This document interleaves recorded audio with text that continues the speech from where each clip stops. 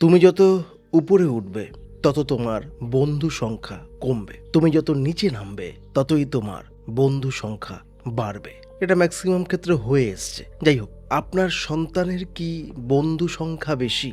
আপনার সন্তান কি প্রত্যেক দিন নিয়ম করে বন্ধুদের সাথে আড্ডায় যোগ দিতে যায়? আর এই নিয়মটা দীর্ঘদিন ধরে আপনার সন্তান লালন পালন করে আসছে কি? সেই নিয়মের মধ্যে কোনো বিয়ে বাড়ি পড়লে, কোনো অনুষ্ঠান বাড়ি পড়লে, কোথাও যাওয়া পড়লে আপনার সন্তান যেতে চায় না, রেগে যায়, বলে যে তোমরা চলে যাও, আমি যাব না, আমার ভালো লাগে না। এই যে অল্প একটু বিষয় বললাম, এই অল্প একটু বিষয় একটু গভীরভাবে ভেবে দেখবেন।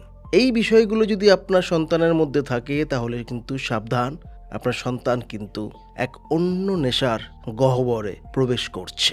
আপনি হয়তো চাইবেন না আপনার সন্তানের পরিস্থিতি এরকম হোক, তাই সন্তানের মনের খেয়াল রাখুন, পাশাপাশি কাদের সাথে মিশছে, কাদের সাথে মিশে যাচ্ছে সেই খেয়ালটাও রাখুন। যারা এই পথে আছে তারা হয়তো নেগেটিভ কমেন্ট করবে, তাতে আমার এবং আমাদের কিছুই যায় আসে না। কিন্তু ভাইটি, বোনটি, তোর কিছু হয়ে গেলে তোর বাবা মায়ের অনেক কিছু যায় আসবে। তাই বাবা মায়ের কথা ভেবে জীবনের মূল স্রোতে ফিরে আয়। নেশা ছাড়াও বাঁচা যায়, এই ভাবনাটা একবার অ্যাক্টিভেট কর, দেখবি সব কিছু ভালো লাগতে শুরু করেছে। নিজের খেয়াল রাখিস।